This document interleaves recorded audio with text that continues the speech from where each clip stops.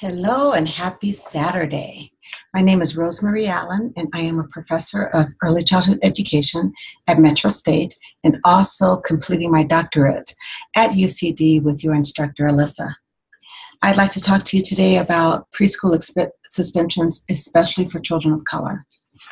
The civil rights data collection that was that was distributed in March of 2014 revealed startling evidence regarding preschool suspensions and children of color.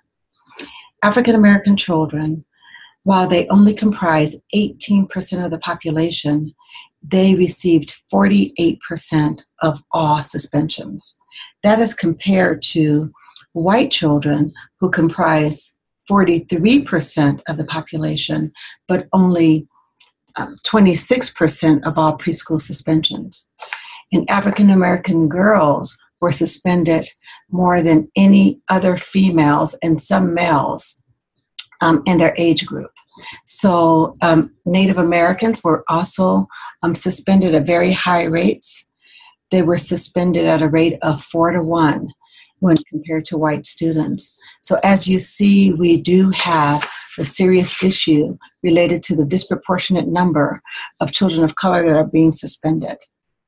Walter Gilliam conducted one of the first research projects related to preschool suspensions, and we were all surprised. In 2006, it was found that preschoolers were suspended at a rate of 3 times that of children in K-12 combined. So we have a very, very serious issue, not only with children of color being suspended, but suspensions in early childhood all over. Your professor has submitted to me a few structured interview questions, and I'm going to try to stick to that because I can talk to you about this all day long, and I'm sure you don't want that. So I'll pull up these questions and get them answered for you. So the Gilliam study not only showed this high rate of preschool suspensions, but it also talked about some of the reasons why. And it included teacher job stress and some depressive symptoms. It also found that teachers who had large child-teacher ratios were more likely to suspend. And those who were more teacher-directed than child-directed also had a tendency to suspend. However, Gilliam did not really go in depth about race. Russell Skiba, he has conducted numerous studies about suspension. And even when you took into consideration behavior, poverty, household, two-family households, everything he could think of, the number one indicator for suspensions was race. Oh, I'm sorry. I thought someone did come to the door, but they saw that I was recording, so they stopped. So, okay, well, that threw me off for a second. So we know that controlling for all factors, race is the greatest indicator that a child will be suspended, especially African American males. So the next question is, a recent report was released that indicated a small decrease in the number of preschool children who were suspended in Colorado. In 2006, it was revealed that 10 per 1,000 children in Colorado were suspended. And the study was replicated in 2012, I believe, and found that 6 per 1,000 children were suspended. And this was very good news for Colorado because we have not seen success in preschool suspensions in a very long time. Well, ever, actually, because nationwide they are increasing. They are not decreasing. I believe there are a couple of factors that contribute to that. And one is that Colorado has really begun to focus on early childhood education and has began funding more and more programs. And one of the programs that has been funded since the 2006 report is the Pyramid Plus Center, the Center for Social Emotional Competence and Inclusion. And the center was created to address and prevent challenging behaviors of children. And we have quite a few early childhood providers who have gone through the training and who is implementing that training.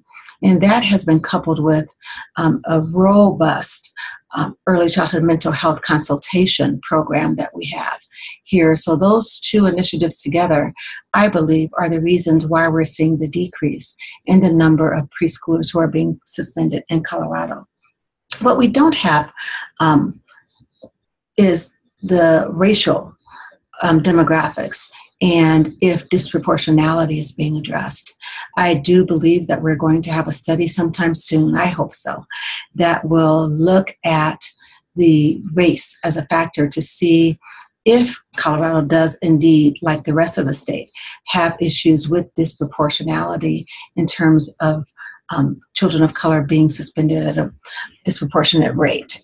Now, when you look at the K-12 population, it is definite. We're definitely seeing some, great numbers, the disproportionate numbers of children of color that are being suspended.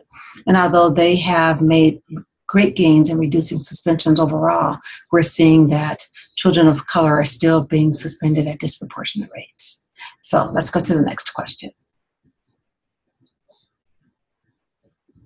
So the question is, what are we doing to prevent these rates? One of the factors that has been proven to reduce the disproportionate number of children of color that are being suspended is really engaging in culturally responsive practices, coupled with PBS strategies such as PBIS, Positive Behavioral Interventions and Supports, and the Pyramid Plus model, which is a PBS model for younger children. We're finding that when PBIS, we have no studies on pyramid yet, but when PBIS is coupled with culturally responsive practices, that suspensions are being reduced. So those are very promising practices. Of course, we know that good programming, that high quality programs that take into account reduced ratios, high quality materials, highly educated teachers. We know that overall those programs have better quality, and it is believed that high quality programs that implement PBS models and culturally responsive practices will help in continuing this reduction here in Colorado and nationwide of preschool suspensions and the disproportionate number of children of color that are suspended. So let's talk about your role in reducing the disparities and disciplinary practices, because I'm talking to you right now about suspensions, but these numbers hold true for all disciplinary practices, especially those I call exclusionary. So exclusionary practices are those that exclude children from the learning process, those that remove the child from the classroom, either sending them to the principal's office, in-school suspensions, out-of-school suspensions, as well as expulsions, where children are never allowed to go back to that program. What can educators do? Teachers can make sure that they have relationships with every single child and every child's family. And I know that you all hear this time and time again, but I cannot stress to you the importance of establishing relationships. Walter Gilliam, the one that I talked to you about a few minutes ago, who conducted the first study and many subsequent studies, he said something that was so profound. He said that he has never in his entire career witnessed a child being suspended where the teacher and the parent had a relationship with each other and liked each other. That says a lot. And I see why it's true. Because culturally responsive practices are they're built on the foundation of high quality, authentic, respectful relationships. That's not only at the classroom level, but that's at every single level. So some of you are providing direct care at the classroom level. Some of you are administrators or hoping to be administrators. And some of you are looking into policy. No matter where you are, the respect for families and children is going to be paramount to reducing these disparities that exist. And it's not only the disparities in suspensions, we see disproportionality across the board when it comes to children of color. You talk about the achievement gap, which we know now is the opportunity gap. We know that there's a disproportionate number of children of color being referred to special education. We know that there's a disproportionate number of white students being referred to gifted and talented programs, and very few children of color being referred to those programs. In every aspect, from health to education, there are widespread disparities that need to be addressed. And the first place is to look at culturally responsive practices. Let me make sure I'm on target here so I don't get on my soapbox. So what are the levels in which educators can engage themselves in the crisis? At the classroom level, developing relationships with children. Culturally responsive practices, again, are the foundation of addressing this problem. And the foundation of culturally responsive practices are those relationships. It's a classroom that screams, I designed this room with you in mind. You are welcome here. You see yourselves here. I teach based on how you learn, and I have taken the time to get to know you so I know what that is. As a principal, as an administrator, it's the same thing, providing the training to students. You know, one of the greatest things that we can do is to call people on their stuff. Many of you sitting in your room right now, sitting there, and I see you. Many of you are in environments where you see inequities. You know that there are some children in the environment that are not treated fairly. As an educator, your job is to support and advocate for all children.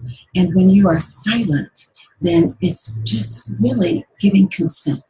So another thing you can do at every level is to call people on it. I'm not saying confront them, but to talk to them in a way that they can hear it. To say things like, I noticed that Rakeem really triggered something in you today. You were really upset at his behavior. But I noticed when the other child participated in the same behavior, it didn't rub you the wrong way. What do you think that is? Is that something we can talk about? Administrators can definitely do that, but I believe that classroom teachers, co-workers can do that as well. Educators at the policy level, at the state level, that are engaged in policy work, you can make sure that there are no policies that are inequitable. Let's look at what we're talking about. When I talk about culturally responsive practices using the pyramid model, what does that mean? It means that we are trying to teach children how to engage in appropriate behavior. But we have to decide what's appropriate. Based on what? Who determines that? If you have a child from a culture like from Afghanistan, where a lot of the conversations take place simultaneously, where people talk while others are talking, then is it our job as educators to decide that that's inappropriate? Or do we bring that family in because we have a relationship with them and talk about what their behavioral expectations are? But the number one thing that you can do as an educator is to become aware of your own biases, to really practice mindfulness, to really stop and be intentional about what you pay attention to. One of my favorite sayings is that the behavior you give the most attention to is the behavior you promote. So you have to give attention to your own behavior.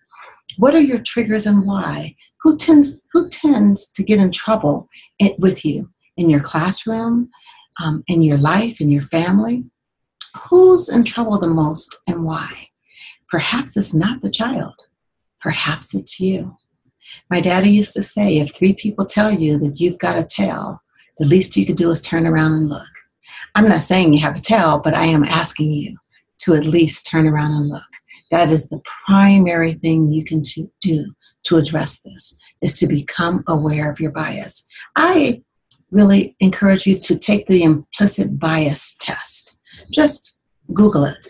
And don't be reluctant to accept whatever the test says. So many times people say, oh, the test was crazy. Oh, it was more this than that. Oh, I don't believe it. take it and practice mindfulness as you're looking at your results, and think about what it might mean to you in terms of your overall life and some changes you may have to make. So back to my questions. Now,